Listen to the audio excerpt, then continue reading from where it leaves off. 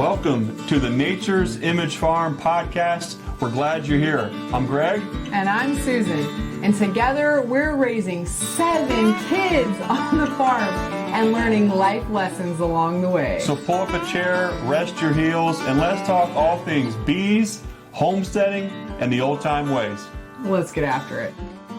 If you're interested in NUCS, packages, queens, or supplies, visit us on the web at naturesimagefarm.com.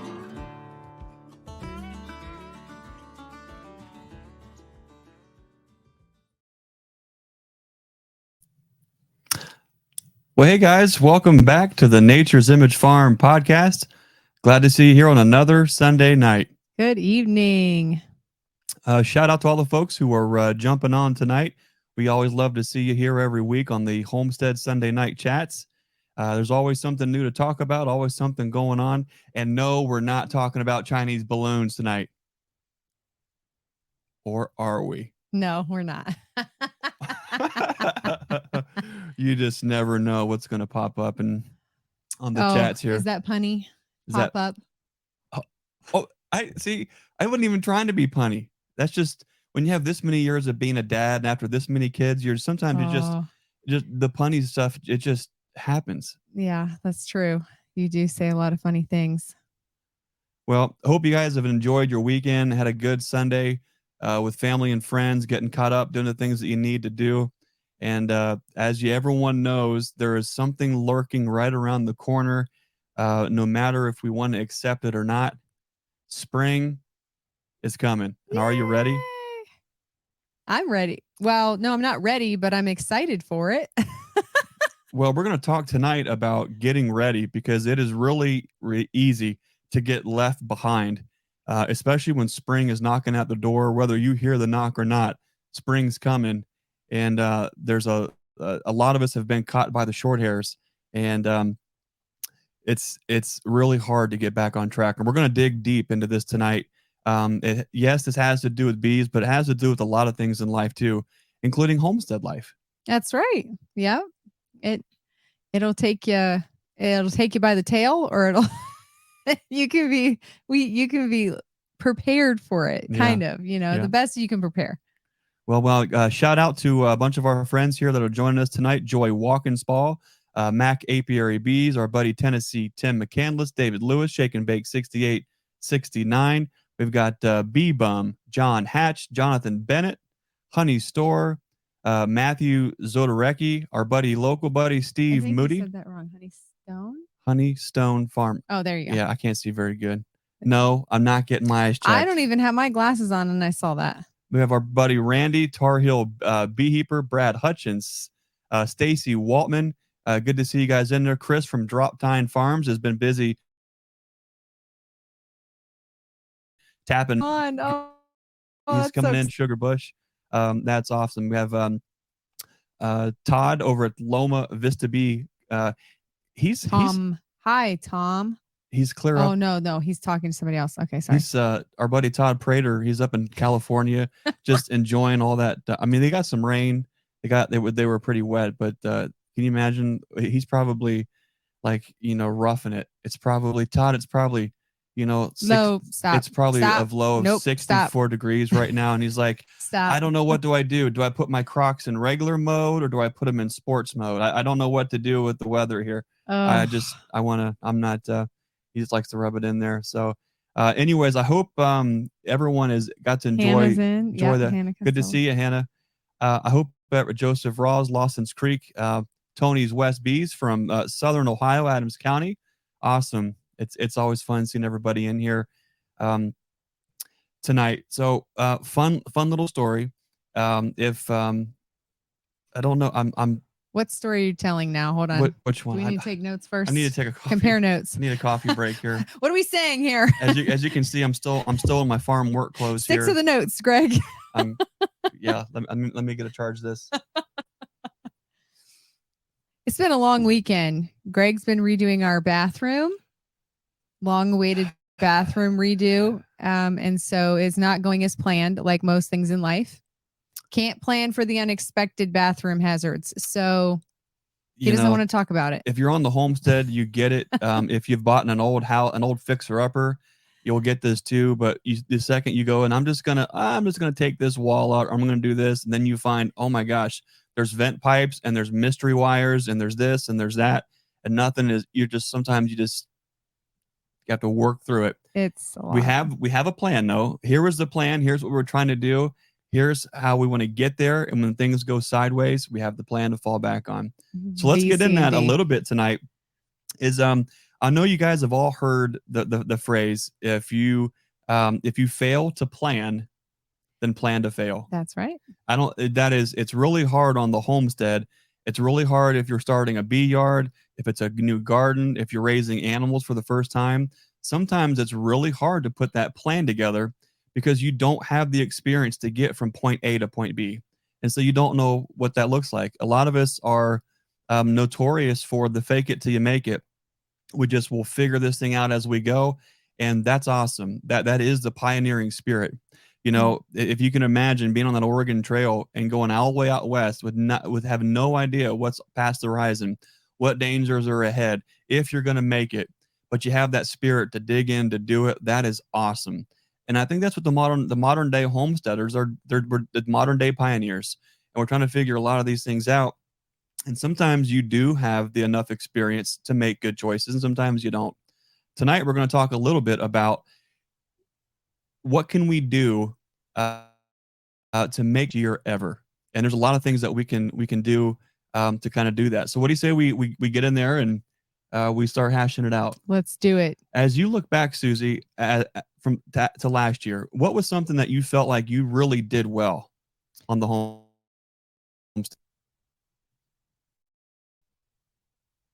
I didn't think we were talking about mine. Oh, geez. Okay. Well, I wasn't prepared for that. I didn't have notes for that. You kept all 7 kids alive. Okay. So I did. I kept all 7 kids alive. I kept them all fed and watered. I put up a lot of food. I did not expect to do meat birds, and I did them unexpectedly. So unprepared. I didn't plan on that. That was not something I had in my spring, summer plans, and did it anyway. So we planted the garden, harvested a lot of food, did meat birds, kept everybody alive. You look tired just thinking about it. I was trying to think back. What did I like? I tell you, one of the things that I think that you did really well last year is cracking the whip on me in a good way, keeping me on track.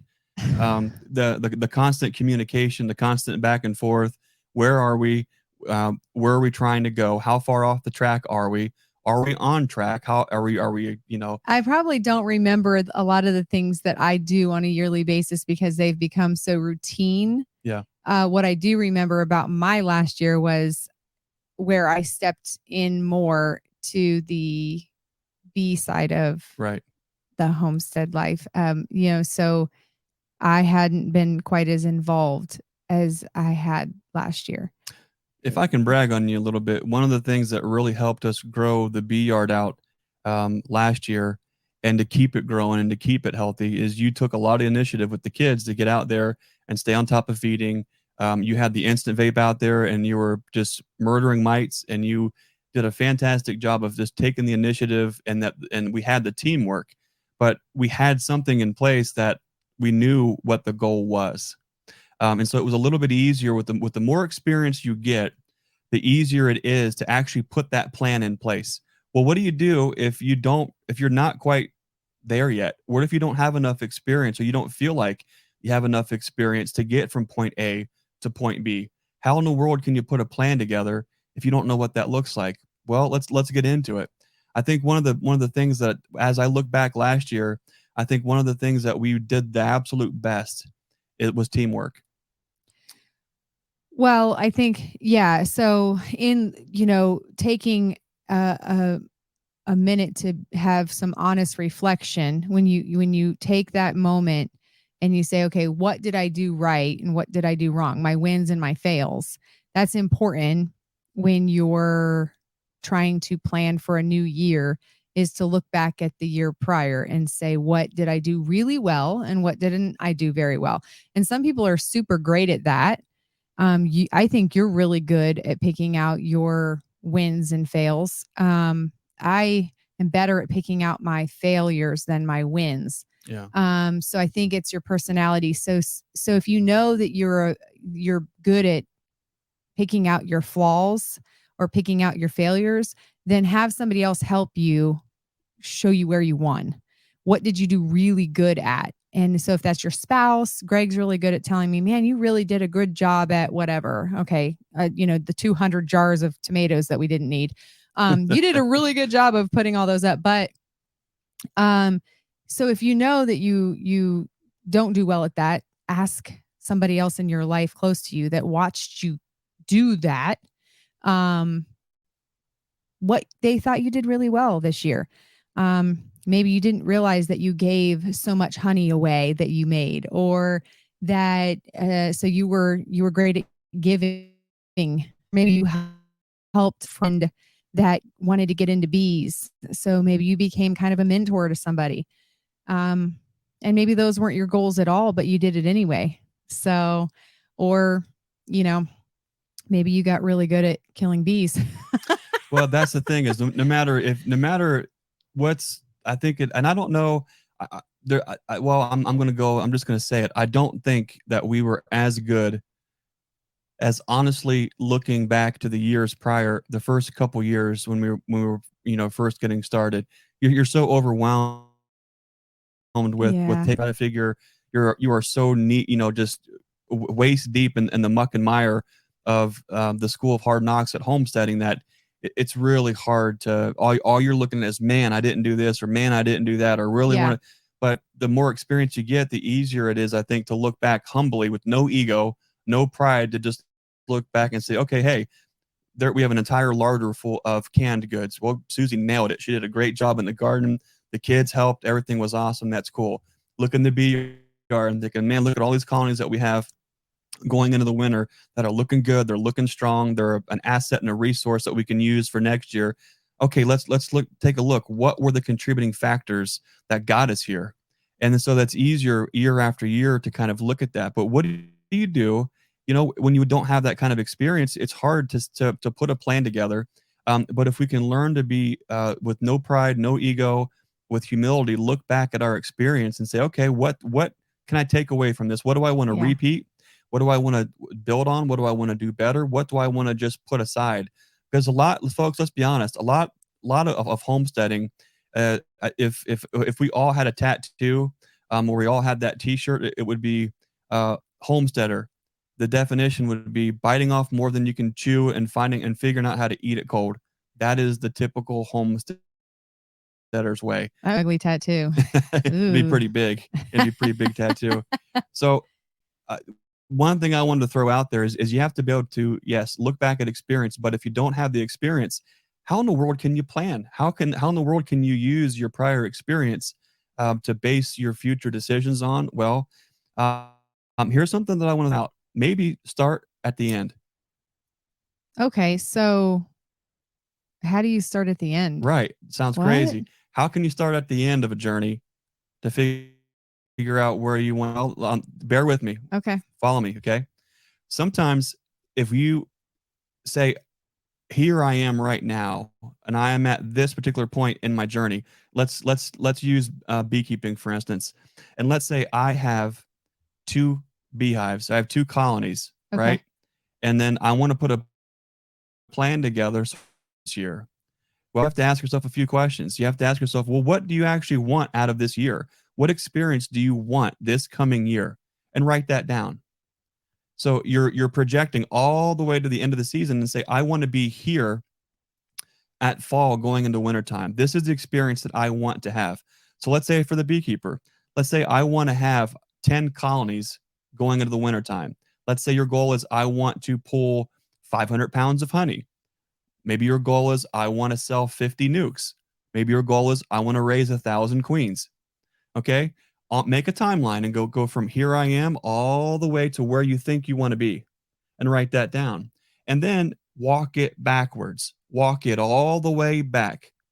Okay, let's talk about that.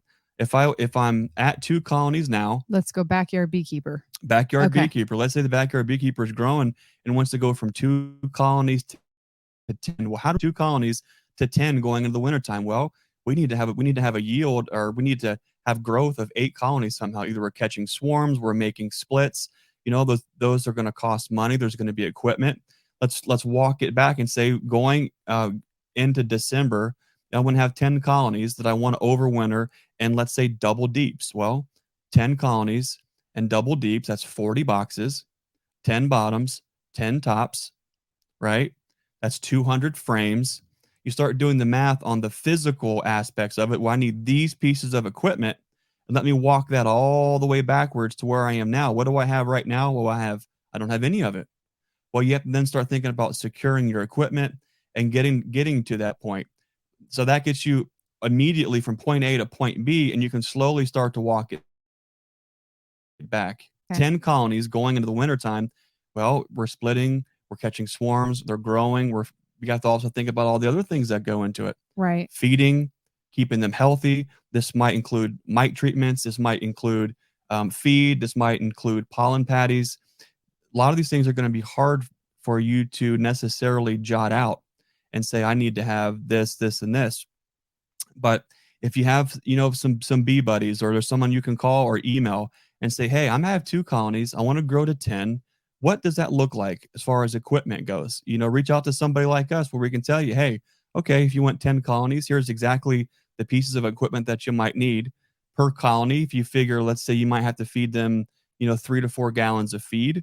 Okay, here's an expense for that. Here are some types of feeders that you can use. You also might have to think about how many pollen patties per colony. Maybe it's just one 1-pounder. Maybe it's 4 1-pounders. Maybe it's none. So there's so many little factors in there.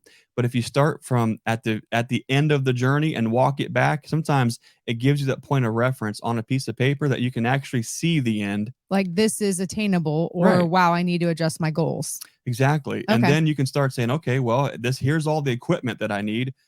What's that going to cost?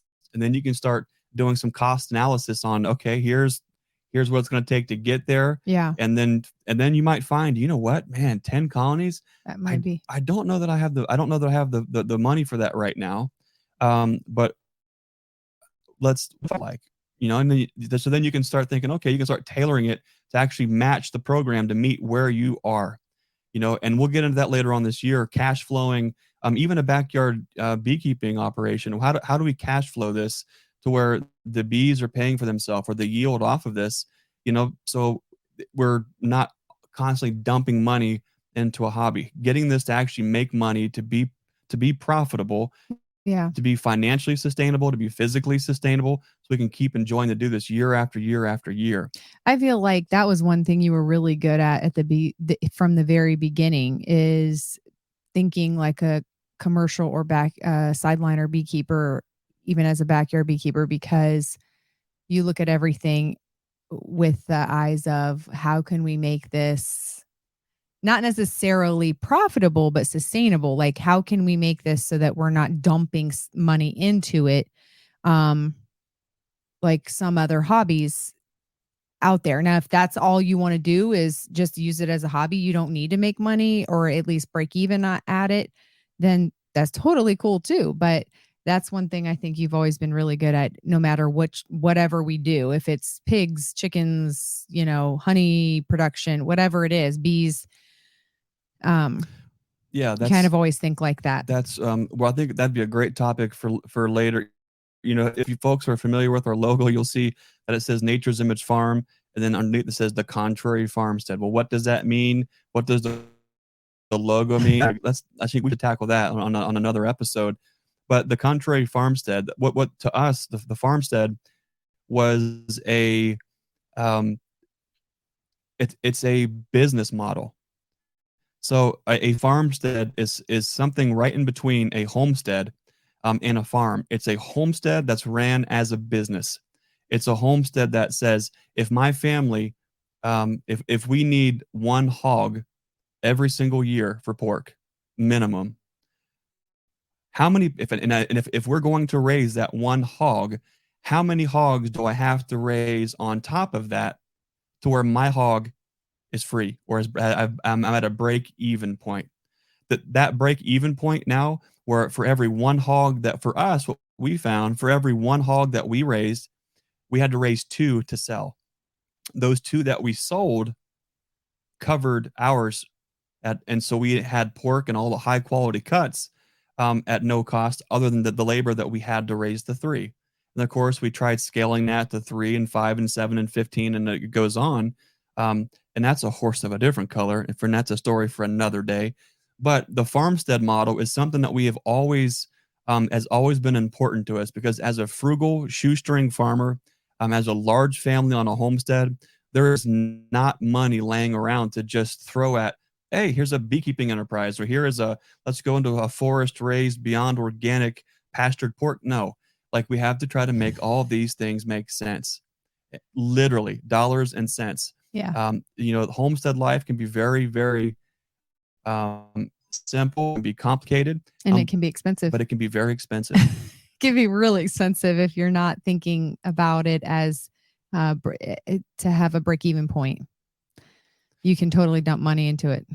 The difference between homesteading. Oh, that was sweet, John. The difference between homesteading and golf is, at least with homesteading, you can bacon to eat. Oh, I don't want to go into golf. Okay, let's not go there.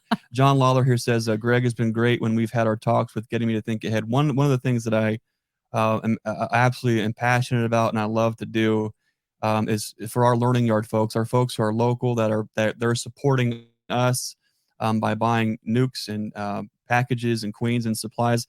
I love to spend time with them face to face in person, answer those questions.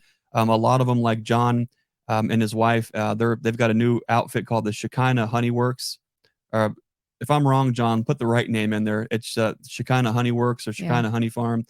I love what they stand for and what that means, but they're trying to grow their bee business in a big way this year. And so spending time with folks like that to just honestly help map things out, try to help get them from point A to whatever point B looks like. It's having that conversation to actually figure out what point B looks like. I really enjoy trying to help folks get there. And so a lot of these, we didn't write down what we're going to talk about tonight in like enormous detail. But this topic is something that is really, really important, whether it's you're growing your bee outfit, whether it's you're growing your yield. If anyone, I mean, I don't know how you would easy that nothing's getting better, nothing's getting easier. So things that we can do on the homestead to provide incomes, to provide food, to provide fiber, to provide a way of living on our terms, that's very important. At least it is to us, and I know it is for a lot of the folks that are listening tonight. So let's get back to talking about those plans, because where I was bragging on you earlier, Susie, what I really attribute a lot of our success last year was the fact that we have had all these years of experience on the homestead, and it's given us enough experience to start to map out. If we say we want to go into the winter with 700 colonies this year, okay, boom, what does that look like? Here's equipment. Looks like we might not sleep. Here's the bees. How much extra labor we do, and I think that's having that rhythm where you might set a goal and you think, whether it's your spouse or a that you want to go, a child that you want to go into business with, or a parent, if you're going son or whatever, father, son, or best friend, whatever, whoever you're working your bees with, even if it's just yourself, maybe you sit and talk to your dog. But I think to have that roadmap and then actually talk it out, talk and walk out that plan with somebody is super important, because sometimes you can have the check yourself before you wreck yourself moment, right, where I'm going to dump all this effort and time into something and then it actually won't come to fruition. You won't have that success And that can be so devastating. And some people are just willing to quit at that point. So I think having that reality check with someone, Greg might come to me and say, I really want, these are my goals. And I'll say, okay, then how do we get there?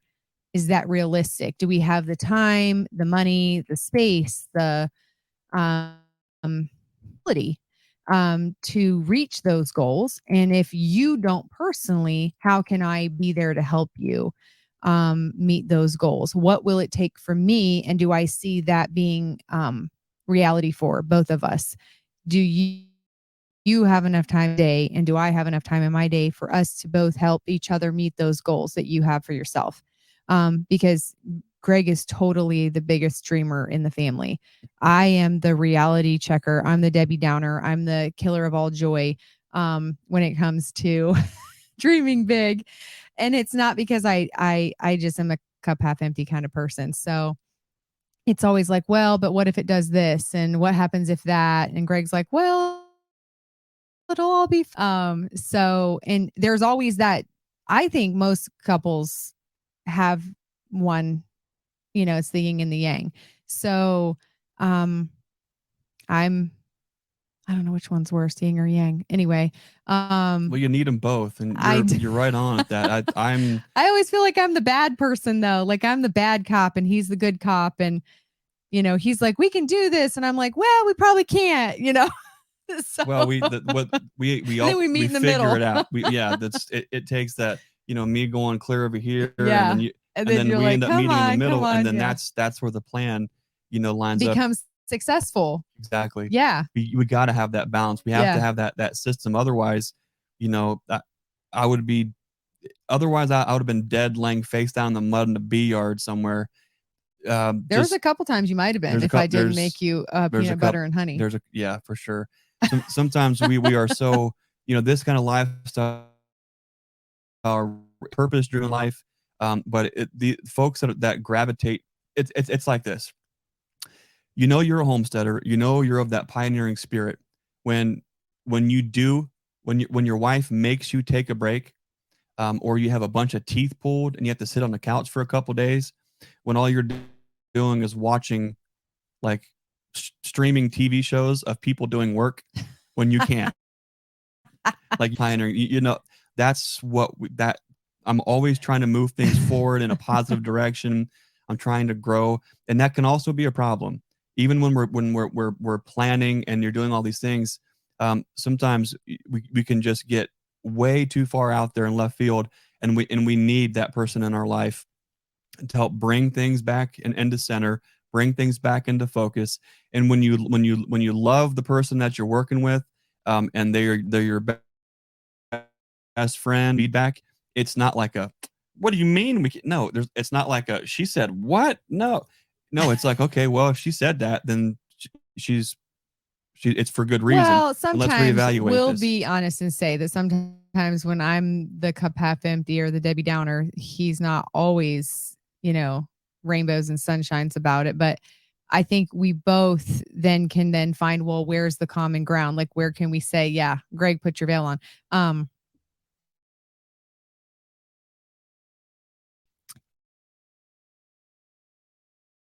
I think we have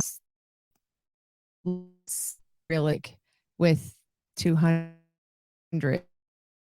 or like, let's reduce that a little so we can be successful and feel like we're walking away winners versus walking away feeling like we did not meet our goals. And nobody doesn't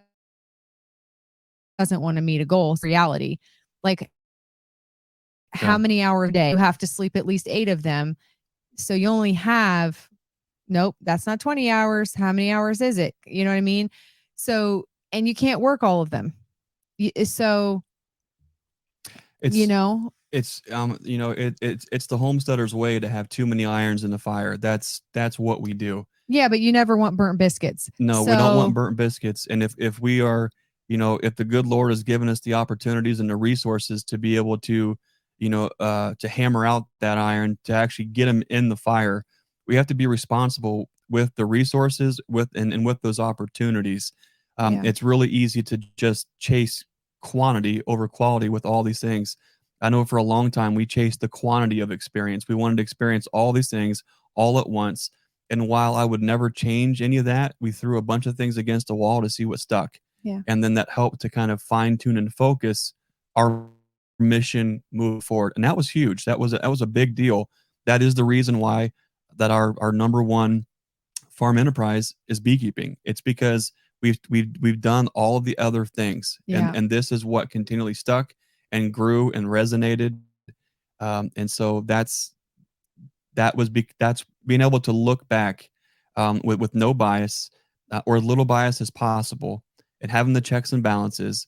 At the end of the day, you can't afford to make bad decisions year after year after year. And what I appreciate about the old time ways, the folks that came before us, a lot of our ancestors and family, if you didn't do things right going into the wintertime, you died. And so Yeah. did your kids.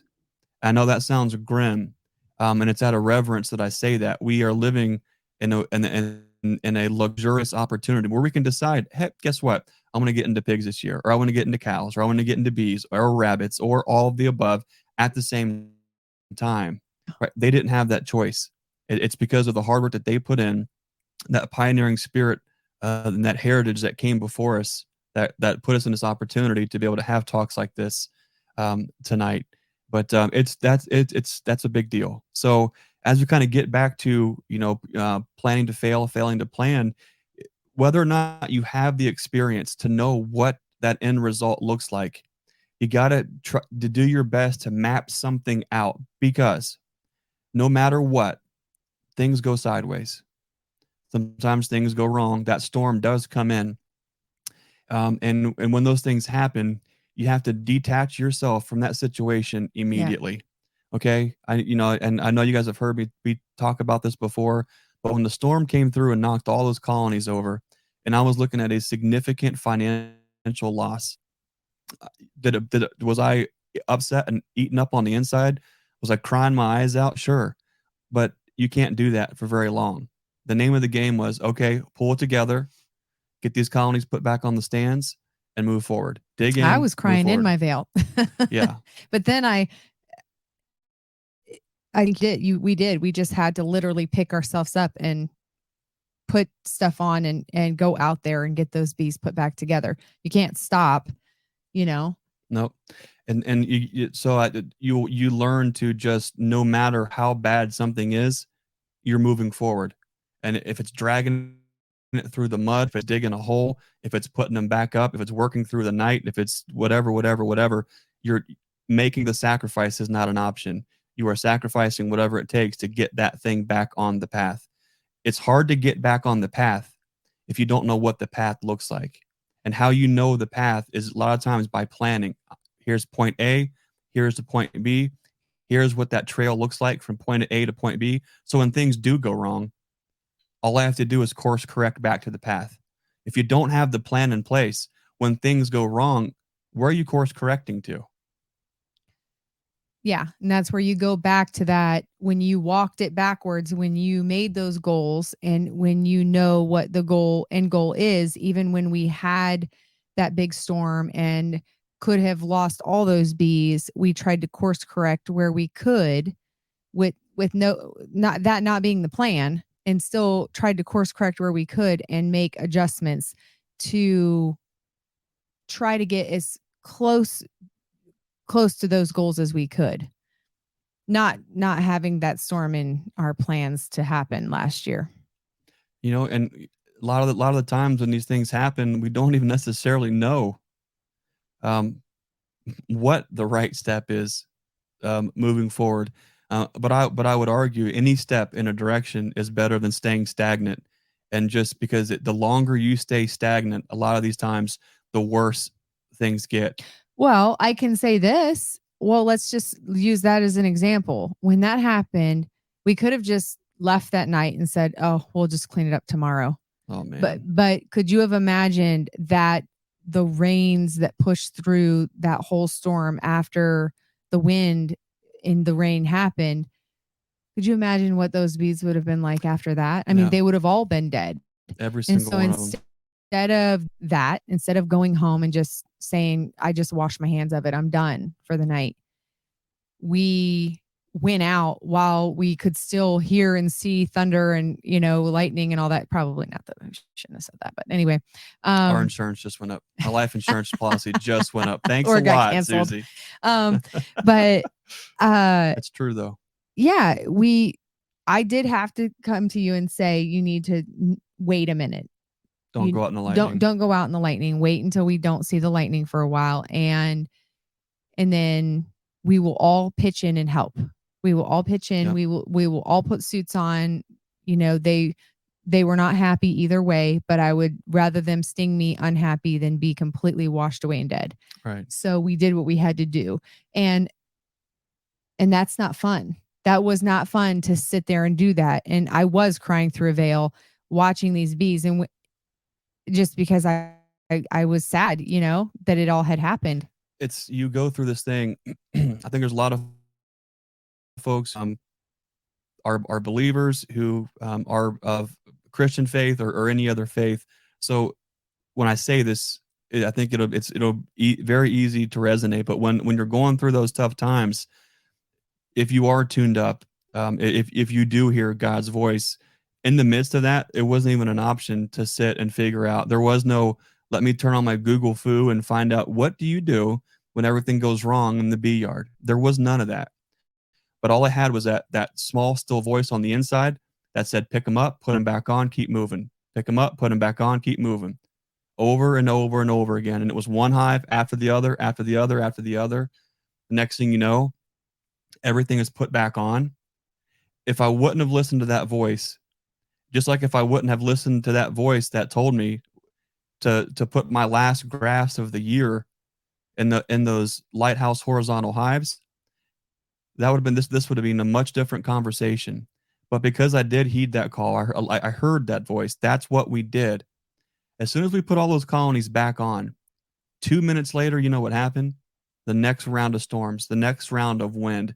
If we had not dug in and listened exactly when we did, all those colonies would have been left in the open, in the rain, and they would have all drowned. Now, why is that a big deal? Not only is it the life that God has given us, the opportunities God's given us to be stewards of this land, to farm these bees, to operate this business, those assets would have been completely lost. For one, number two, when there's 50 to 70 colonies that get rained out that time of year, that's 50 to 100 colonies going into the wintertime to split out for profit to keep the farm running financially the following year. You do the math. That's a lot of money. And it's because we heard the call and we did what was on our heart. We saved an enormous amount of those. That wouldn't have been the case if we would have just said, well, I don't know what to, but we had a goal in mind. It was grow, keep these bees healthy. We were tuned up to hear the voice when God spoke. We listened and we did. That's a big deal. And I can say the same thing as if we actually look back in our experience on the homestead, when things go wrong, and they always did, whether it's a cow dying of pneumonia, whether it's goats taking its last breath, whether it's you're holding a little piglet, and you watch the fire, you watch the light in its eyes get turned out, whether it's your bees getting washed out, whether it's hail coming in and destroying all your garden tomatoes. It's always something. It's what you do in those moments that make all the difference. And years and years of building on that put you in a position to where it's okay. If things go wrong, that's fine. We'll work through it. We'll push on. We'll figure it out. We'll be better for it. But what I really love about that is when we have these tough things happen and we work through it, you know who's looking? The kids. The kids are looking. How is mom and dad reacting? How are their attitude? How are they talking about this? They're learning. As we're going through all these hard times and these hard lessons learned, our kids are learning them right here with us. And for that, I'm extremely grateful, because that's going to give them life lessons and opportunities to move on and do bigger, better, and greater things than we ever could. And that's amazing. Yeah, that's true. Yeah, I tend to forget that they are watching and we're leading by example. How did we handle those tough times, those situations where we wanted to give up but didn't, and they'll be better for it. So yes, you gotta, you spend some time to figure out where you want to go this year, whether that's Make with a roadmap. whether it's with your bees, whether it's in the garden, raising pigs, maybe you're starting goats, maybe it's bunnies, like Grammy Midwife, whatever that it is, right? Try to draw out the map and be okay if that line is squiggly and erased. It doesn't have to be perfect, but just get it on paper, walk it backwards, figure out what equipment, what resources that you need, start to plot it out financially. Is it in my budget? How much is it going to cost? If it's not in my budget, what can I do with my resources to get closer to those goals? Can I sell off some extra bunnies? Can I make a couple extra splits? Can I really focus on what I do have and do a rather than quality, rather than getting from 2 colonies to 10 like we talked about earlier in that example? What if we just take those 2 and split them out into 4 and pull 50 gallons of honey off each one, or 70 or 90? And now we have that honey money that we can turn right back in, fold that into the business, and then maybe next year is the year that we actually get to 10. But now we have all this experience from this year to give us a much better feedback when we're going to make all these decisions. And through all this experience, we can start to dial into business year after year after year. Yeah. But that's our farmstead model. It started off with everything, including bees. We wanted to have bees on the homestead, and we figured out, okay, here's how much bees are going to cost us. What can we do to offset that cost? And it was almost immediately, let's raise bees, let's split them off, let's make some NUCS. Once we get that figured out, let's try to make some queens. Let's go on a package run and deliver packages to a bunch of states to try to cash flow these kind of situations so we can grow and grow and grow. Every year we have mistakes, we have loss, but every year we do things right, and we double down on the things that we do right, and we keep moving things forward, growing year after year after year. And we're just looking forward to every single year, not knowing what challenges are there going to be, but we do know here's where we want to be by the end of the year, and let's figure out how to get there. Yep, absolutely. What other thoughts do you have about homestead planning, what things can we do to be successful with our expectations and the reality of homesteading? Well, one big thing I'll say, and it's not because I want people to rush out and buy everything from bees to chicks to seeds, but I will say that don't wait to the last minute, because as far as like our business goes, packages sell out, and seeds, varieties that you may want to be looking at, those particular carrots or that certain cucumber variety might sell out. And those chicks, definitely not going to be, you might find some at Rural King or Tractor Supply, but it might not be the variety you wanted to raise this year. So try not to wait to the last minute. And as you have extra funds here and there, try to do a little each week, or if you have a plan, then you can work backwards. Okay, I want 100 meat birds, but I don't want to raise them all at once. So how many can I raise at a time? And then how many can I afford to go ahead and pre-order for, April, and then maybe June, and then maybe August, if I want to do 3 batches instead of doing 100 at one time. I really want, 15 varieties of cucumbers so I can make all the, crispy pickles that I've ever wanted to in my whole life. I want to make them in barrels. You better go ahead and order those cucumbers, because not all the varieties stick around the whole year. And some of them are sold out before December. So just know that if you have plans in the garden or in, your hen house, or for meat birds, or even for package bees or NUCS, that as far as, our business goes, we don't have those sticking around forever. Right. So, you can only make so much with the resources you have. And so where you have the time and the time to plan, also try to plan for the funding to do, those things, and order them ahead of time if you can. So it's definitely a time of year to, whether it's getting, and we'll talk about it more this year too, getting your seeds ordered, getting your fencing, all the things on the homestead. Order the seeds before you buy the fence, please. And so that you know that you can always go cut some locust posts yes. to put a fence in, but you can't always order packages or NUCS.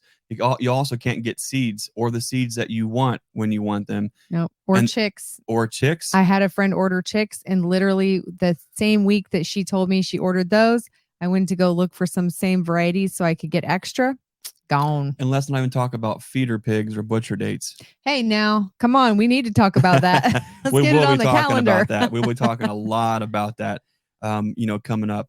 But, you're not out of that one. We're not out of the woods. We're not out of the woods. You need to get some pigs in the woods. You see what I did there? We're not out of the woods. Here all night. With the pigs. Anyways. Not really though, because we have been talking for 45 minutes. So well, that's there's a lot of things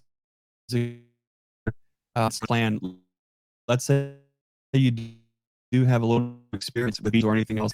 How do you get from point A to point B with that experience? Well, I'm going to throw a couple things out there. Don't forget that those bees start hitting it. Back up a sec. Okay. Today at the farm, I'm standing there, I'm talking to Jeff, and I'm looking over. Michelle Ackerman, she just stopped by and grabbed some Hive Alive fondant. So it was good seeing you, Michelle. Thanks for stopping out. And she actually had a question, which I'm gonna bring that up here in a second.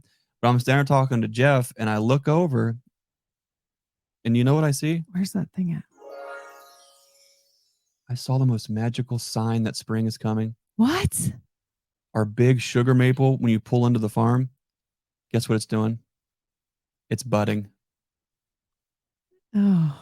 So if you are a maple syrup connoisseur, is that the right word? Maple syruper, maple sugar busher, sugar bush.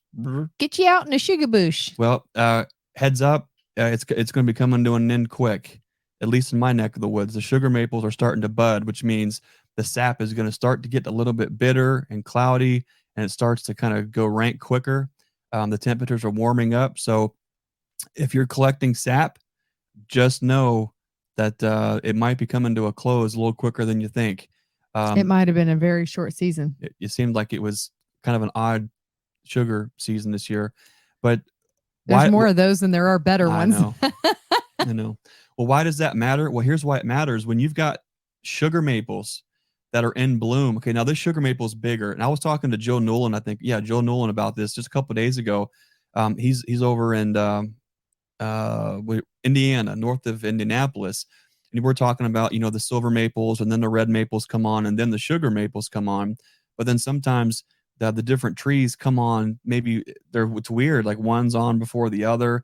A lot has to do with tree maturity, how deep the root system is, the temperature of the ground, the moisture content of the soil. But when you see maples blooming, when maples are blooming, that is just a phenomenal pollen feast to get a lot of our bees off to a good start. And what comes before bloom? Bud. And so when these maples start to bud, it's a reminder that spring is really just around the corner. For us historically here, at least around the farm, when we can get when the maples bloom, we're in there. We're totally good to go. There is plenty of pollen from that point forward that our bees are thriving, surviving, and growing, which means what? And that brings me to my question that Michelle Ackerman is she's working on doing better this year and getting everything planned and doing all the right things. Okay, and good. And her question was, when do I need to split these bees? I need to split them because they're going to swarm, but I already have too many bees. What am I going to do with these bees? Well, it's a great problem to have the assets, because now, Michelle, you've got the NUCS. Now you can make NUCS, and there's a million different ways you can do that. But one of the easiest ways to make the nuke in the spring is to get a mated queen. Make that split, introduce the mated queen, sell that, make that $175, that $200, put that back, in the homestead funds for beekeeping. That'll keep your numbers down where you want to, but it also is going to help cash flow all the things that you need to do. Getting honey jars, getting some fresh frames. Maybe it's getting that new extractor or that next thing that you need for your system. So there's so many different ways to kind of go about doing that. But we were talking about timing, and I said I'm going to throw something out you don't hear a lot about it, but maybe consider don't splitting in the spring. Don't split in the spring. Well, their bees are going to get too big and they're going to swarm. Well, let's talk about that. Let's talk about managing these spring colonies so they are huge and magnificent.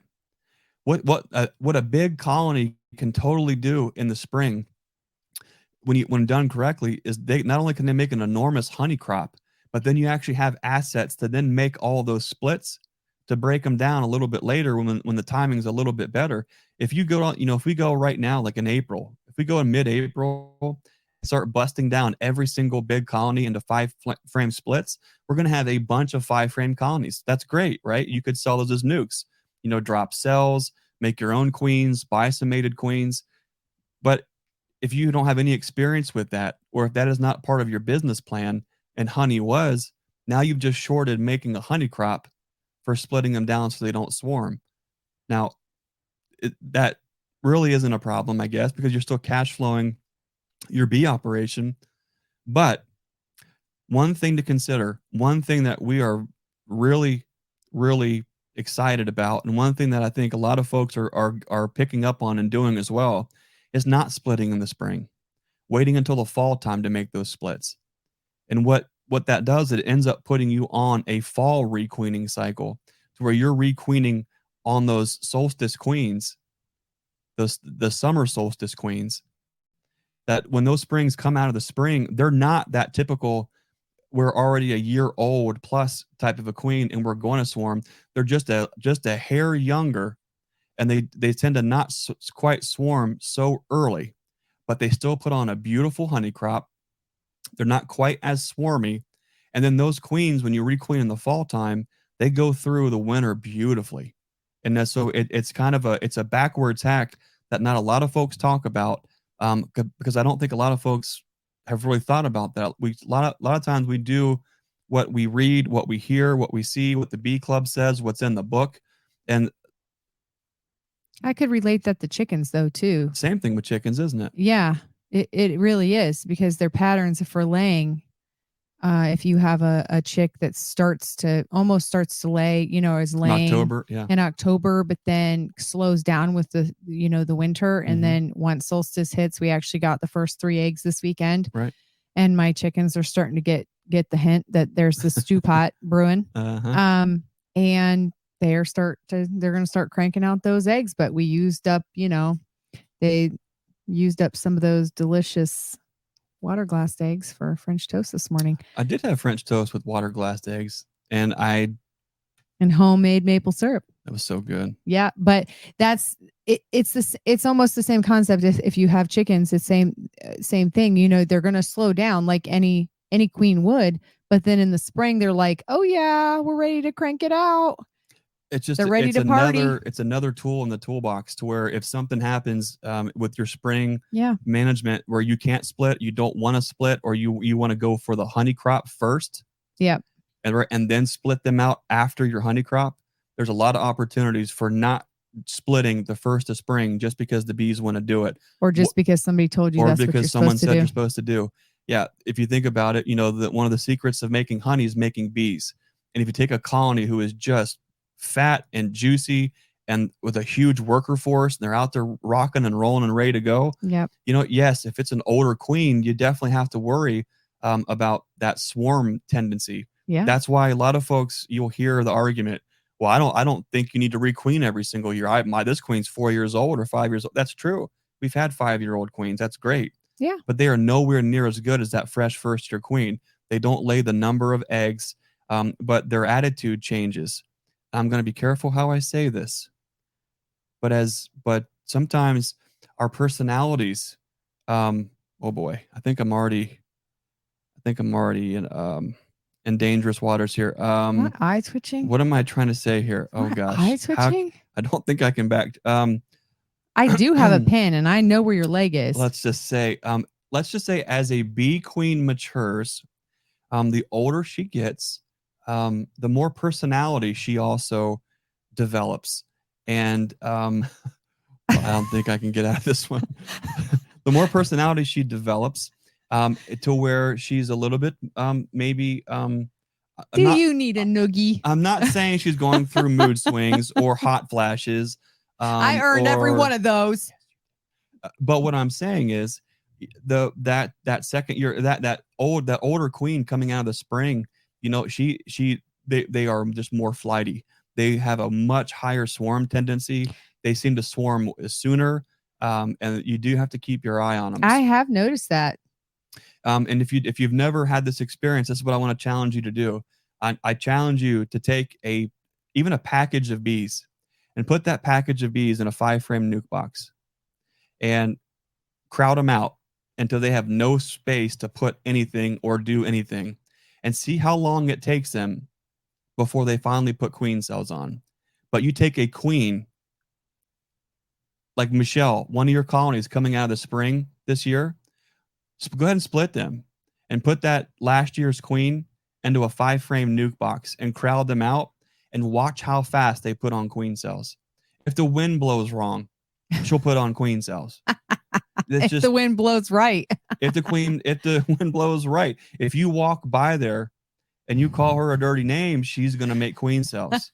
That is the nature of queens. As they get older, that's what they do. It's an amazing survival mechanism built into the honeybee.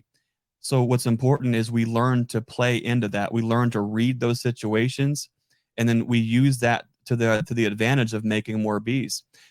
Where that can be a little bit challenged, though, sometimes, is if you're not on top of management. If you don't know what to look for, you can have queen cells hiding out. If you are on a 21-day cycle on inspections, this method is not for you. Yeah. But if you can get in there every 7 to 10 days, and get on this colony and make sure you can make sure you're giving this queen plenty of room to lay. You can knock down those queen cells. You can keep building these bees up and building them up and building them up. Yep. It's an amazing opportunity to let's not be in a hurry necessarily to split in the spring. Yep. If our goals are honey crops, unless you've got super, super huge colonies. And this is going to be different for everybody all across the country. If you're in Virginia or North or South Carolina, or you're down in Alabama or Florida or Georgia, completely disregard, because what I'm talking about is these cool northern climates with beekeeping, because our windows are so short.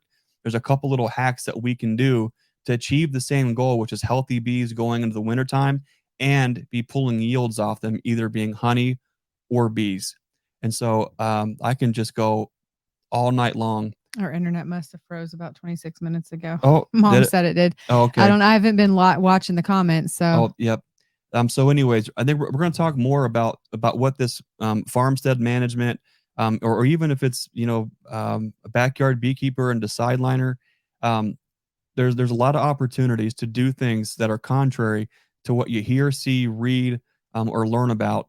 And it's not because we're trying to find backwards ways of doing it, but there is the way how things actually work when it's a business. And when you understand that these bees are a unit or an asset, and that we're taking their health into our hands, and we're responsible not only for them, but they are a part of this whole entire system of how everything works here on the farm. And we have to be physically and financially sustainable. How do we do that? That's a big conversation that I hope we can keep diving into as the year progresses. So we're about an hour long, and we're not trying to have these chats go on for 3 or 4 hours, but we do want to take a couple questions tonight before we jump off. There's a question here early on from our buddy Tennessee Tim McCandless. The question is, hands up, show of hands, biggest obstacle from being a hobbyist to making the jump to sideliner and then ultimately becoming a commercial outfit? That's a great question, Tim. We could have an entire show on that. Susie, what comes to mind when you think about as we went from like backyard to hobby, and then hobby into sideliner, and then sideliner into whatever scale that we're in right now? What do you think one of the biggest obstacles were? I'd say there was 2. Time and money. I was going to say the same thing. That's it. Where do you devote your time and money, and how do you decide how to spend it wisely? I think that's where it separates the sideliners from the the commercials beekeepers. Yeah. And, there's and backyard beekeepers. some, when eventually you get to the point to where every move you make in the bee yard costs you at least $1,000 or more. Sometimes it's $5,000 or it's $6,000 to make one move, to add one box and frames and feed. Can be $3,000, $4,000, $5,000. Yeah. You have to be extremely smart with how we do that, when we go about doing that, because we don't want to tie up funds that we can't just go willy-nilly shooting for the moon and acquiring all the resources that we think we need, because when we start to actually get along those points on the map, on that roadmap, if we missed point 1 and 2, and we need those funds to take care of points 1 through 4, and we're trying to secure things that we need at point 7, 8, or 9, or 10. Yeah. You don't have now you don't have the funds to do it. Well, and sometimes you need equipment, but yet you need to feed your bees. So the bees get fed, but then you don't have the money to buy the equipment, because bee feed doesn't necessarily pay itself back in yields right away. So yeah, it's a lot of these things are long-term, very long-term. You have long-term to have gains. You have to invest long-term investments. Yeah. There are some short-term gains off some of these things. And that's where you have to keep it contrary. That's where you have to keep it contrary. That's where you have to really think outside the box. You do. That's been one of the hardest things, Tim, at all scales, is balancing. Bootstrapping it. It's the frugal farmsteading at its best. That's what bee farming is. It's if it's one thing that I'm thankful for the mentors that I had early on, is you learn how to rub 2 pennies together to get a nickel. And that's the only way you afford to do any of this. And you start building and just constantly investing every single penny right back into the business, every week, every month, every year. And then you eventually get to a point where you start to gain a little bit of momentum and a little bit more. What's great about that is we didn't go out and take a $300,000 loan to do all those things. That's right. We started with literally nothing, whatever we could make from it, from right then and there. And we folded that right back into the business. Why I think that's an important approach is every decision you make, you're sometimes plagued by that mindset still. That can be great, because I got to be really mindful of where I'm spending this. You have to be very mindful on where I'm spending my time. Yeah. You know what I just realized? What? Where we started our bee business, with a barter. Right. We started our entire bee business because someone, we were speaking at a homesteading workshop, and someone came up and said, my son and I are deathly allergic to bees, and you're raising pork. Would you be interested in trading all of our equipment for pork? I forgot about that. So literally our entire bee business started on a bacon barter. I mean, that's pretty sweet. I mean, I forgot about that until just now. It hit me. I'm sorry I interrupted you. No, that's great. I'm glad you said that, because that's the spirit of everything that we do here. We have bartered. I mean, we have bartered chickens and maple syrup and labor, and the list goes on for bees, or for queens, or for this or for that, and vice versa. That's the homesteading way. Yeah. And why that's great. And you always have to maintain that frugal nature. You have to be smart with your money. Yeah. Sometimes though, it can prevent you from making the right move at the right time. Yeah. And a couple of those moves is when I finally broke down and bought a flatbed dolly truck to do all the work here on the farm. The first day of having it on the farm, I said, I don't know why I didn't do that earlier. It was with the tractor though too. Everything that is steer, that, you name it. What do you call that? It's a force multiplier. Force multiplier. Yeah, I always forget the name of it because I would never say that, but it is. It's kind of like saying I want to have raised garden beds, but I don't have a what's that thing called that you use to put the beds together? Drill, and wood. Yeah. Okay. So you can't have raised beds. Yeah, maybe some bricks. the thing about force multipliers is it's one thing to say, oh, wouldn't that be nice? Okay, yeah. Sure. There's a lot of things that would be nice. Yeah. But it's another thing to say, oh, that thing would be nice and make me money and pay for itself. And so investing in something into the business that is going to make money is huge. Yeah. Is a big deal. And there has not been a single thing that I've invested in for the business that I've ever regretted if its intent was to make money. Yeah. And a lot of as the older that I get, my thoughts on that has also changed. Moving bees on small landscape trailers or on this or that or just I could think of Oh a my. million things. If you've ever done dumb things, I shouldn't say dumb because sometimes you have to do that. I could never truly appreciate what it's like to move a 4-way pallet of bees with a skid steer and put it on the back of a flatbed truck. I could That's true. never truly appreciate that if I wasn't lugging around boxes and bottom boards and hauling them in the back of a pickup truck or hauling them on the back of a landscape trailer. I could never appreciate that if I didn't start there. And you have the back to prove it. But that's the thing about it too, is the older that you get, the funny thing is, you have wisdom, you gain experience, you learn to how you can cash flow and build capital. But you never seem to have all those things at all at the same time.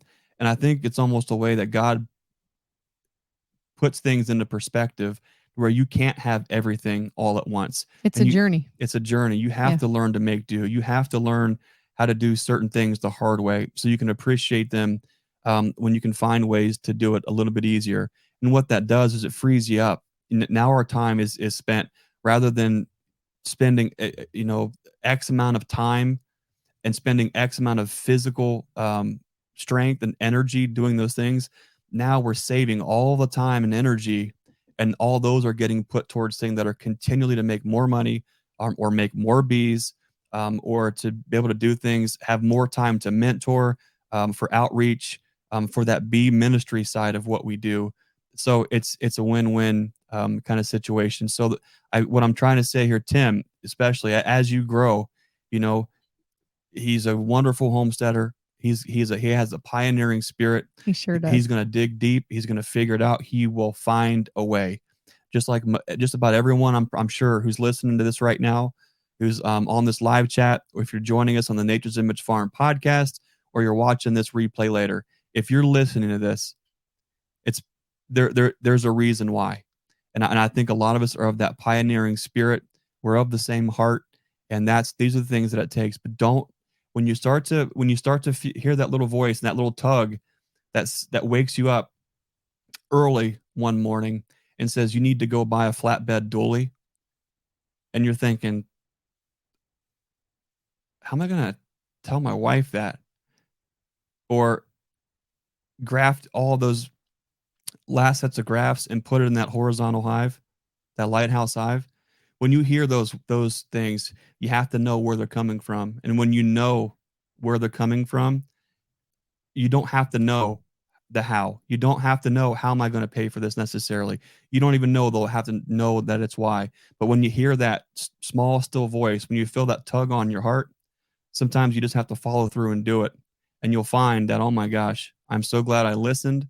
And I could tell you that's a whole, man, I feel like everything I want to talk about is an entire episode in itself. But that entire truck story is definitely something worth telling, where God was speaking, we listened, and had we not, this last year would have looked completely different. And that's a whole other thing. But we always make do, and where there's a will, there's a way. You're a hard worker. Yep. I'm going to cruise through.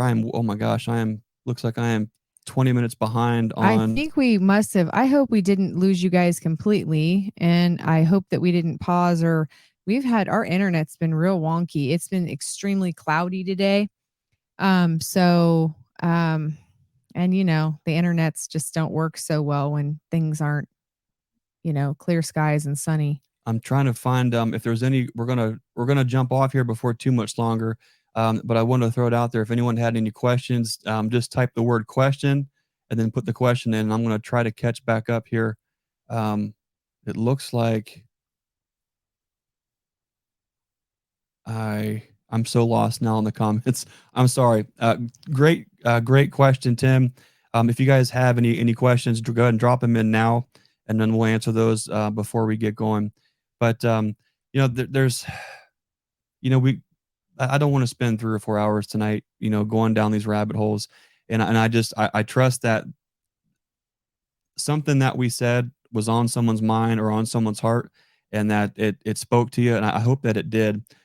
What I just want to reiterate is you don't have to know all the fine details on where it is that you're supposed to go, but just write down where you think that is. Where do you think you want to be this year? Write that down. Be intentional with that. Yeah, it doesn't have to be perfect. You don't need to look for perfection. What you need to do is have a dream, or even just a dream, a goal. What am I dreaming I want to have? Like, I could dream about all the things I want in a garden, or what I want my chicken coop to look like, but how am I going to attain that dream or goal? Right. And then it'll at least give you a starting point, a launching point. Is it reality? Can I ask somebody else that maybe has experience in that area? Well, what you just said there's huge, because a lot of us feel like we're lone wolfing it. We're feeling like we're the only one out here doing this. We feel like we can't ask somebody that has more experience to question, because they'll think that we're inexperienced and we don't know what we're doing. Guess what? Newsflash. All of us are in that boat. I can't tell you how many times a day or a week or a month that I feel like I have absolutely no idea what I'm doing. But what I do know is that the truth is written in my heart. And all I'm going to do is keep moving forward in that direction, doing the best that I can with what I know, with what I have. And that's what I think that's the best thing that you can absolutely do. But do not be afraid. Don't let pride or ego get in the way of picking up the phone, shooting somebody a message or an email and saying, hey, give a few minutes. Here's where I'm at, and see if you can get some help. If you don't know what to do or how to get there, talk to somebody who's been there, and they will be more than happy to kind of help you. The big thing is when we have a lot of presentations coming up over the next couple months. Speaking at bee clubs and at conferences, and one of the things that we really enjoy talking about is the hard lessons learned. There's no pride, there's no ego. We've made a lot of mistakes, and I think a lot of folks are happy to share the things that they could do better, so that you can learn from it. You can go make your own mistakes, and then you can circle back and say, okay, here's what I did. Now maybe you don't have to make that same mistake. So what I would caution you, though, is when you meet somebody that only has their success stories to tell you, be very cautious of the ones who it's only rainbows and marshmallows. I call it rainbows and rainbows and sprinkles. I don't say that. Rainbows, I say something more vulgar, but this is family friendly radio. Well, yeah, I say fart. What? Okay, folks, we're have to cut you off here. Oh my gosh. Oh, be very leery of the person who is the expert, the person who it's the my way or the highway. There are no absolutes. No. And so keep that in mind. Okay, we have some questions here. Thanks. We got Lisa, Grammy's midwife, Homestead. Be sure to check her YouTube channel out. I bet she has some bunny updates coming up. Yappy B-Man has a question. Okay, let's see. Let me scroll back here. You have to forgive me because our comments are as slow as we are. Okay, Yappy has a question. Question. Okay. Where's Yappy's the Yappy Brotherhood of the Traveling Coffee Cup? Yappy, where is your mug? I don't know where your mug's at. I have my mug. Oh, shout out to Dirt Rooster. Randy and Elizabeth sent us some swag. That was awesome. Where is your mug, Yappy? Well, it's not here. Nope. It's not here. Nope. I believe it's in the hands of Brian Coper in Ohio. And where it goes from there, Yappy, I guess you'll just have to stay tuned and find out. That's right. Okay, we got a question here. David Kress, question, backyard here, can max at 6 hives. Want to maintain at least 4 through winter. Should I winter NUCS and sell my extra NUCS in the spring? Or is selling NUCS in fall an option? David, I would say, where are you located? Selling NUCS in the fall is not a real common practice, but I can tell you a part of our bee management is raising a lot of nukes and then consolidating all of our big boxes that we're making queens in every year, getting those all consolidated towards the end of the year. So we can plug in a 5-frame nuke into something that's not looking good, or if we have a dead out, or for whatever reason we need to plug something in. So I think raising nukes to plug in to fill in those voids is smart. Selling them in the fall, I don't know where there's a lot of market for that. There could be. Susie trying to grab my mouse I'm here. trying to move you over because maybe he'll answer you where he's at. It's okay. We're like, need to get you a mouse and a screen there so you can see all the things. You're hogging the mouse. I'm hogging the mouse. Okay. Yep. I didn't know if he was down there So commenting. I would say in the fall time, it is most of the time, folks, look at who is your market. What is the market for nukes? 90+% of the market for nukes are going to be, number one, a beginning backyard beekeeper, or two, someone who's growing, that they're trying to get that quick start again, or three, someone who's looking for your genetics in their outfit.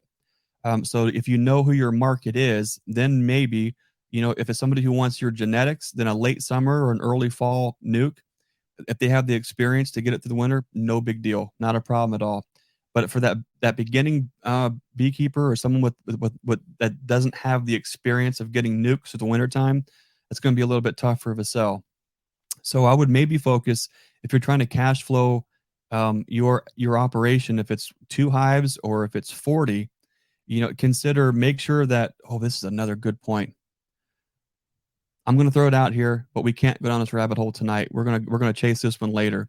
But one of the things that Susie has been so phenomenal with is reining me in, number one, and number two, making sure that we don't sell ourselves short. That has been one of the biggest differences over the last few years, because I would absolutely not only give the shirt off my back, but end up selling off all of our stock to where we had so little stock coming out of the year. It put us in a bad financial position in the spring following. When she says, okay, you are cut off. You're capped out at 200 nukes this year. You're not selling more than 200 nukes. Now everything else that I make or do or grow goes right back to building our savings account for bees, and we can build and grow them up. And now we have more bees for the next year. So then the next year, the cap is 350 or 400. And then you keep the ball rolling that way, where you constantly have bees as an asset in your savings account, whether it's you want to make honey or you want to make bees. Having the bees is the biggest thing. So I wanted to just bring that up. Make sure you don't sell yourself short. You've heard the saying, bird in hand is better than 2 in the bush. That's true. But there's something to be said about letting those assets grow and not earning that quick cash now, because it can cost you that $1 you make now can cost you $3 next spring. So if you don't have to sell it now, if you don't need the money to cash flow right now, let that asset grow. Okay, let's see. God, I am really bad about this this question thing here. Okay. Yeah, Tim has a great comment here. Claim it, speak your dream into existence. I will be a successful commercial beekeeper one day. Tim, that's right. Tim is just going to be. He's a good dude. He's going to be successful in life, no matter what you call it, what it looks like, or what it is, because he has the heart and the soul. He has the grit of a pioneer for sure. That's right. I got to give a special shout out all the way from Sweden to our friend Yasmin. And I'm terrible with the last names. Nalima, that is so well spoken. We've got some upcoming Hive Life interview series videos coming out over the next couple months. And one of the ones that I am really excited to share is one with Yasmin from Sweden. And we're talking about a subject that Tim gets it. Tim understands. But we get into some permaculture things. We talk about some hugelkultur, food forest, pioneer species, plant guilds, and the bees are included. So I'm looking forward to that one. So Yasmin, nice to see you on here. I'm going to try to get caught up here, Susie. Question for Susie. I don't even know if we should go here. Kevin and Julie from Bee Bum out in Adams, Nebraska has a question for Susie. What is Greg's greatest attribute?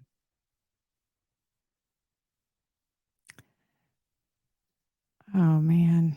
Is it my ability to find all these really funny buttons like this one? You do have a My great greatest sense of humor. attribute is I know how to You're very push your buttons. kind. I could say a lot of good things about you, actually. Your kindness, your generosity. You have a great sense of humor. Maybe not so much to our kids, but and sometimes to me. You're just such a giver. Sometimes I have to cap your giving. I know I shouldn't do that, but Well, he would give the shirt off his back and all the bees out of our bee yard. And so then we would be out of business, guys. So, you know, I sometimes have to say like, well, can't give it all away. I tell you, One day we'll give it all away. that's a story for another day. Yeah. But I can remember at Hive Life hanging out with Larry and Marion Sears, and Larry made a great point there, and he says you can't outgive God, and so sometimes I think we do have to take into consideration that God has given us blessings and assets and opportunities, and we want to in turn be able to do the same thing as much as possible for everybody else. And that's just something I'd like to keep in mind is you can't outgive God. It's so I feel like it's a way that we can be a lighthouse to others, whether it's we're giving of our time, helping walk people through, chart out what does their year on the homestead, what does their year in with the bees look like, what equipment, what do you try to just paint that picture from our hard lessons learned. That's just something that I absolutely love to do. Yeah. We have a question from Mac Apiary Bees Tom. The question is, Ohio, single or double deeps for winter? I do both and have success for both. That's a great question. Mac Apiary Bees Tom. I wonder if Mac Apiary Bees Tom, is this the YouTube artist formerly known as Wayne's Honeybees? I think that it might be Tom Wayner. Anyways, what's singles or doubles? Well, yes, I think a lot of it depends. I think it's a little bit more. It depends on the weather, and that's something that we have no idea. So I would say, what would be a smart strategy until you hear that voice that tells you a certain way, or you have enough feedback that just says, okay, boom. But it seems like doubles are an absolute nightmare if the weather is too warm. If it's too warm out, it seems like the ratio of bees to feed in doubles is too far off balance, and we end up with too much brood that eat up too much of their stores, and you have doubles that end up starving out. If the weather stays cool enough, however, even if you leave an enormous amount of feed, or even if you're putting Hive Alive fondant on, or you're finding ways to keep them supplementally fed, then I think doubles are a tremendous resource coming out of the spring. If you think about it, let's say you wait, the maples are blooming, and as you are creeping up into April and the apples start to bloom and it's just full on, you're very soonly looking at 20 frames of bees that are just absolutely busting. You take those 20 frames and you can make six three frame splits, adding two frames of undrawn comb during a honey flow. Now you've just taken those doubles into 7 splits that will more than be big to go into the wintertime, and probably have to be thinned down yet some still too. So what's nice about doubles is there is bee assets there that you can do something with. Yeah. It's just, for me, in our context, it's a little riskier than singles. Ohio is a gamble on weather. It seems to be a gamble. Singles, on the other hand, for whatever reason, somebody way smarter than me, which is probably everybody on here, could probably tell me why, but there's a certain dynamic in a single to where the ceiling is there. It's like a threshold. The bees are in a certain cluster. It's a certain size bee to I'm not sure why it is, but it seems like singles do very well for us here. Now, I mean, single 10 frame deeps Mm-hmm. do seem to do really well. I like that configuration, but I still run some of both. I was out there today, just pulling, taking the bucket feeders off so I could look down into the hole to see the hive life on it. And I've got stuff that's in double 5 frame mediums that are kicking and doing well.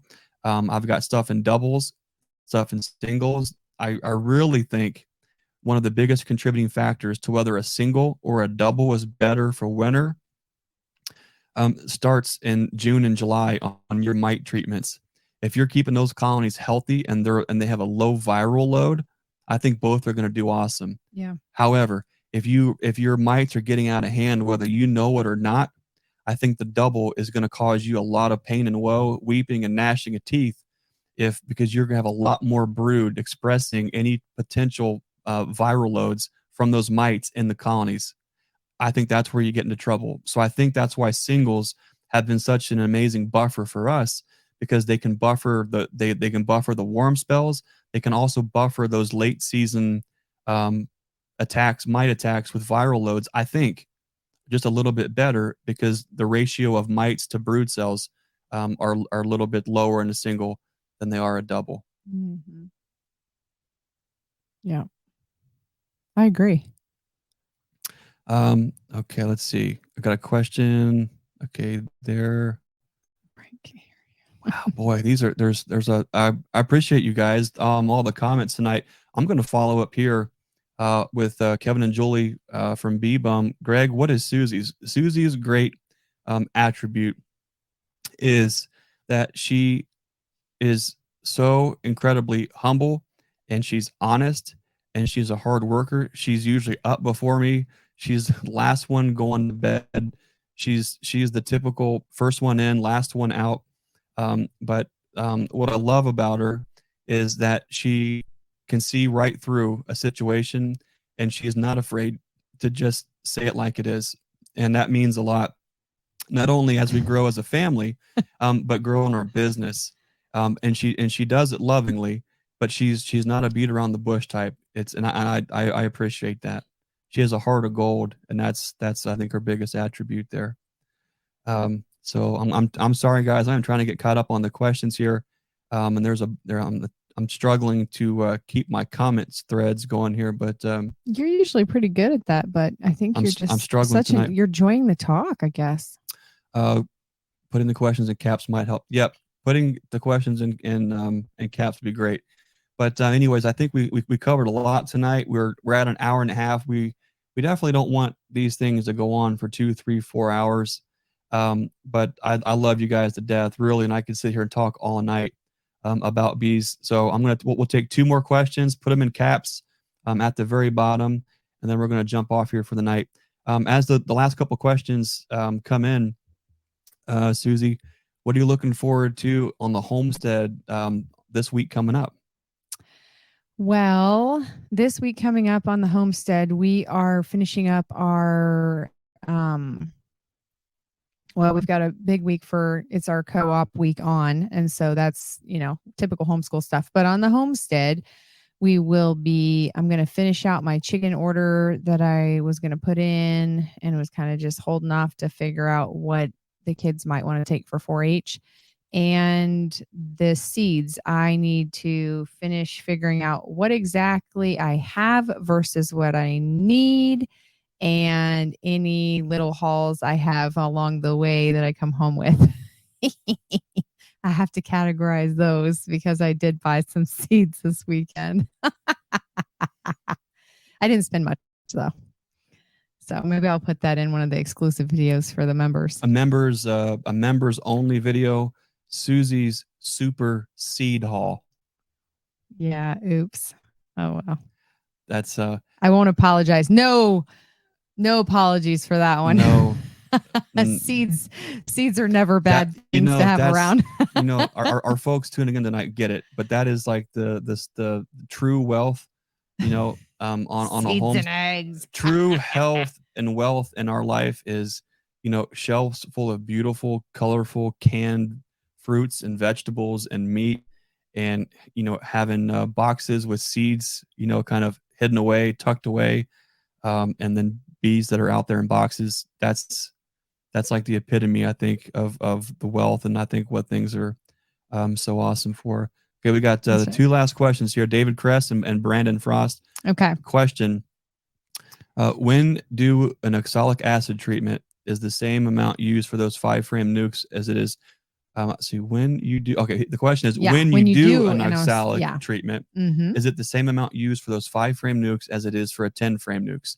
Okay, so 10-frame. Okay, 5-frame is 10-frame. Do you use the same amount of OA? No, I don't. So what I do on a 10-frame, a 10-framer, if I'm using the INSTANTVAP, then I'm using a 4 gram, for the most part, 4 gram on those during in the spring, summer, and early fall. I'm using a higher dosage of oxalic acid. When I get into the wintertime with less brood, I'm using a lower amount of oxalic acid because I think it's or maybe even it's more effective because we have less brood. Okay. So that being said, what my typical strategy has always been, no matter if I'm using the Larabi's macro unit or I'm using an INSTANTVAP, on a 10-frame single, I'm using a 4 gram dose on the INSTANTVAP for most of the season. In the winter time, I'm using a 2 gram dose. When we were treating like Thanksgiving, that was still a 4 gram, but in December, those treatments go down to like a 2 gram dose. At solstice, we're at a 2 gram dose, and then we're getting ready to do the next round. This week, I'm going to go through and hit everybody again with the INSTANTVAP. It's so quick. It's so easy. It's like 18 seconds, a colony. I can boom. There's no excuse not to keep mites down this time of year with that INSTANTVAP. So that's what I'm going to be doing this week. On the 5-framers, however, what I do is if it takes about 18 or 20 seconds on a 10-frame single, I do about 5 seconds into a 5-framer and then 5 seconds into a 5-framer. And it just kind of, you'll get a rhythm and a flow. So what I do is mine, like our nukes are closed. A lot of our 5-framers and our nukes that were over winter, they're on stands. Yeah. And they're they're like what, 12 inches. They're just a box width apart. Right. And so I'm sticking the INSTANTVAP in the entrance, and then boom, and then I'm going into the next one. And so I'm breaking out that 18 or 20 second time interval kind of in half to go into both. And that seems to work out really well. If you wanted to be more specific with it, I guess you could do 2 grams, per 5, I think was fine. We talked about if you missed the what is the best mite treatment with Ian Stepler live stream that we did. Be sure to check that out after we get off here tonight, because we go into detail about oxalic acid, formic acid, Apogard, thymol, when these things are appropriate, when they're not, when they can cause problems. And yes, you can absolutely kill bees and run bees out with every single treatment, including oxalic acid. But you have to be a real knucklehead like me to do that. And if you want to learn more about that, check out that video. Oh man, I wish I knew that one thing. Oh, that would have been good. Which one? No, that one? Nah, yeah, not that one. That one. So yes, you can. So on a 5-framers, I just split my dose in half as I'm going through, and so that's what I'm going to be doing tonight. But being aware that your winter bees, there's less of them, so this time of year, summer, and fall. with the stock that we're running, our colonies are already smaller. With that Caucasian influence, they are a much smaller of a situation, and so there's a lot less brood there too. We have a bunch of super stickers that came in tonight. Got to thank you so much, Kevin and Julie Monfelt, Bee Bum, Adams, Nebraska. Make sure you check them out for some of the absolute best creamed honey that I've ever had, including hide it from your kids because it will be gone. What's the one I really like? Pfeffernissen. It's the black licorice flavor one. I like that. So that's awesome. So definitely go check out Bee Bum. I'm on the Facebook, so they're gonna have a website up here pretty soon. Be sure to check them out. Yeah. And then thank you, Yasmin from Sweden. Aww. I don't even know what SEK means, but I'm impressed that's our first, I think, real foreign currency that came through. And she says, thank you for a good chat. Keep up the good work. Yasmin, thanks so much for your support and your friendship. And I can't wait to get that video out. So I really do appreciate that. I was going off on a rant there about oxalic acid. We do have a new member who just joined the YouTube channel, and I want to thank you for that. Let's see, where'd they go? Square Bee Farms. Square Bee Farms. So thanks for joining up for the YouTube membership. We're trying to be a lot more deliberate and intentional with the content that goes to the members too. So be on the lookout for, what are we calling that one? Susie's Super Seed Haul. Yes, we're gonna. How to I'll show thousands you and inside thousands my of seed haul. pounds of produce. What if should I tell them? Should I tell them how much we should save? You won't believe what she spent on seeds. I'm going to leave it at that. Seriously, you're going to want to check that one out. So I did not blow my grocery budget on it, or did I? Oh, I guess someone's not getting one of those $5,000 freeze dryers or whatever. Is it freeze dryer? Freeze dehydrators? Freeze dryer. Freeze whatever's. Well, you're gonna have to sell. You're gonna have to sell a lot of squash. You're gonna have to sell a lot of garden squash. I need my honey money. Oh my gosh, that's great. That's so I really do appreciate you guys. Thank you guys. You're awesome. You guys are absolutely awesome. Oh, okay. Somebody Jonathan Bennett. Cool. Yeah. So okay. one SCK is worth 95 USD. Cool. Aww, awesome. That's awesome. I appreciate you guys. Thanks so for the super stickers. Thanks for joining on the members only. What do you guys think about this? Since we have you guys here, what would you guys think about members only live chats where it's just us and a couple of it's just, just every now and again, just a direct Q&A right to Susie and I. We'll talk about anything you want to. If you think that would be valuable, let us know, and then maybe consider joining on the YouTube membership, and we can connect there as well too. There's so many things going through my mind right now. I was so exhausted before we got started, but now I'm so pumped up, and I'm thinking about so many things. There's so many things I want to talk about. There's so many things that I felt like I didn't do a good enough job explaining or talking about tonight that I want to continue to refine and focus, because if anything, sharing our hard lessons learned and sharing the things that are learning opportunities for others, that's where my heart's at. Yeah. That's where I want to take a lot of our messaging and our content and what we do to be that lighthouse to others, is through not posturing, not pretending that we're something that we're not telling everyone, here's all the things that we did right and you should do them too. No, what I want to be able to share is the hard lessons learned, how we move through it, how we work through it, how we have built that the way that we have. And I think that's a truthful, honest, and transparent way of just sharing this life on the homestead, on the farm, as a large family, trying to scratch out a living as bee farmers. And so I want to thank you guys for all your support. So many folks have been getting their package and NUCS orders in, queen orders too. Yeah. We can't thank you guys enough. That really helps us a lot. If you are considering ordering packages, NUCS or queens, if you're not familiar with who we are, we're a large family here in Zanesville, Ohio, and bee farming is our #1 farm business. That's what we do to literally keep the lights on here at the farm. And so what we do is we raise NUCS and queens. We sell supplies. And what we're really passionate about is hands-on learning for not only our bee customers, but for military veterans. It's a way that we can serve those that have served us and our country. And so if you are a military veteran and looking for some free hands-on learning, or if you're interested in joining us here at the Learning Yard and you want to buy a NUCS or package, you can go to our website at nature'simagefarm.com. You can, of course, check all of our supplies and products there, but you can click on the Learning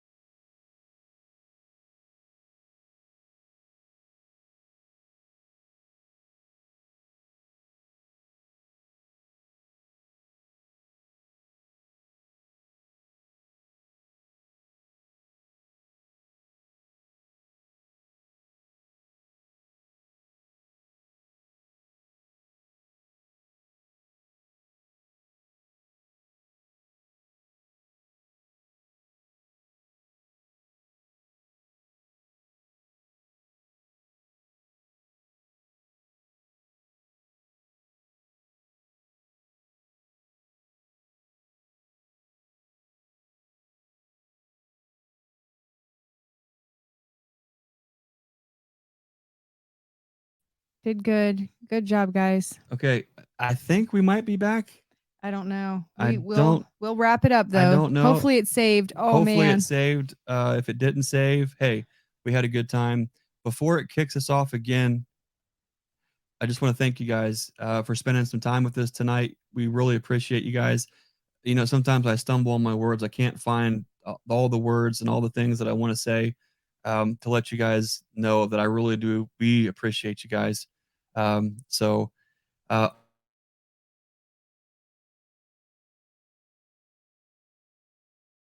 on the